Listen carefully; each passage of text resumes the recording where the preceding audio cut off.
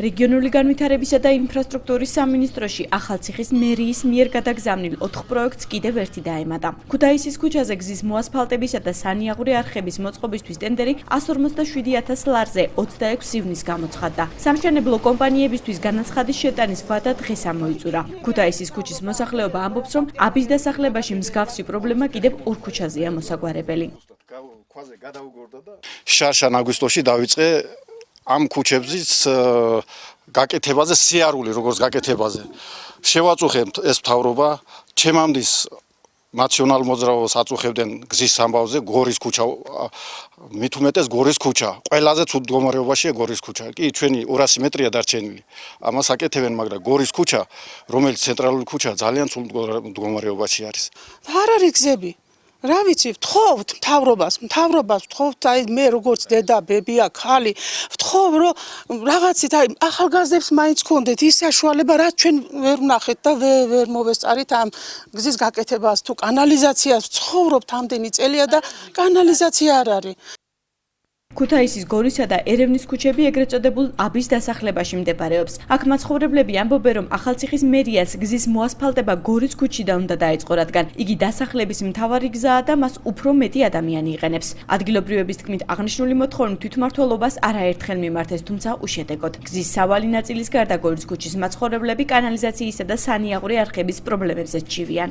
თავარი ქუჩა არის ეს და ეს უნდა მოწესრიგდეს პირველ რიგში და მერე თუ გააკეთებენ დანარჩენ ქუჩებს. კი ბატონო, აქ არის ძირითადი რიტუალები, აქედან ადის მიცვალებულები ზევით და ძალიან დიდი პრობლემები გვაქვს ხოლმე, აი გვცხვენია. სოფელს გვცხვენია, რომ აი ვინმე ავატაროთ ასე და რიტუალებში ავიყვანოთ და ან მიცვალებულები ავიყვანოთ სასაფლაოზე. ტაქსი თუ წამოახუთლა რა თქმა უნდა. თუ არა საერთოდ არ მოდის.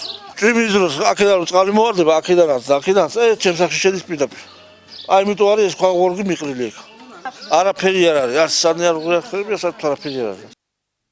ახალციხის მუნიციპალიტეტის მერიაში განმარტავენ, რომ ეგრეთ წოდებული აბის დასახლებაში 3 ქუჩაზე ინფრასტრუქტურის მოწესრიგებისთვის სამინისტრომ 680,000 ლარი გამოყო. პროექტი 2 ეტაპად შესრულდება და ქუთაისის ქუჩის შემდეგ სარეაბილიტაციო სამუშაოები გორისა და ერევნის ქუჩებზე დაიწყება. აბის დასახლების გარდა რეგიონული განვითარებისა და ინფრასტრუქტურის სამინისტრომ ქალაქში კიდევ 4 პროექტი დააფინანსა. ივანე ახალციხელის, გურამიშვილი ხმალაძე ათონელის, თაყაიშვილი მებაღიშვილი ანდრია პირველწოდებულის, გოგებაშვილისა და ყაზბეგის ქუჩებზე სანიაღვრე არხების მოწყობა და მოასფალტებაა დაგეგმილი. ამ ეტაპზე გამოგვიყვეს ეს თანხა 1,600,000 გაიყო 2 ეტაპად ყველა პროექტი.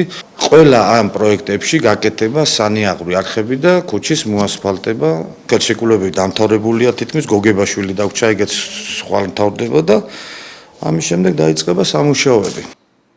რეგიონული განვითარებისა და ინფრასტრუქტურის სამინისტრომ ახალციხის მუნიციპალიტეტის მასშტაბით 4 პროექტი დააფინანსა. ადგილობრივ ხელისუფლებაში ამბობენ, რომ 3 მათგანზე სამუშაოები უკვე დაწყებულია, ხოლო ერთზე ტენდერია გამოცხადებული.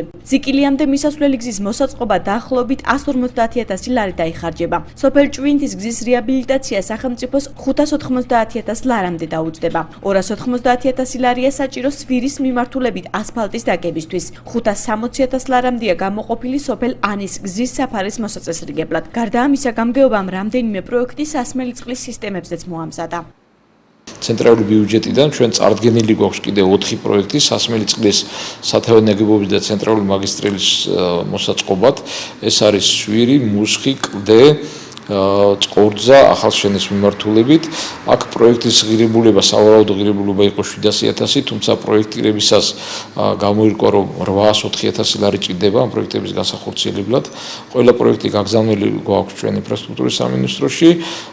რა თანხა გამოიყოფა იქიდან, დანარჩენს მუნიციპალიტეტი უზრუნველყოფს ძალიან დაფინანსებას.